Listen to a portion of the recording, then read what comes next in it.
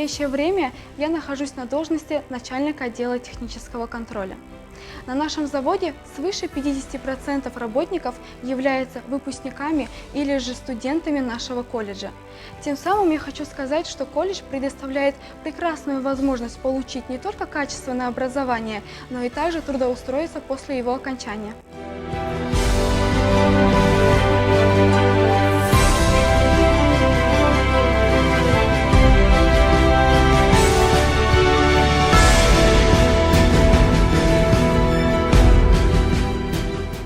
Мен Темір Ильяс автоматтандыру және басқару мамандығының 3-ші курс студентімін. Қазіргі таңда дуалдық жүйе бойынша Атырау кабель зауытында тәжірибе өтудемін.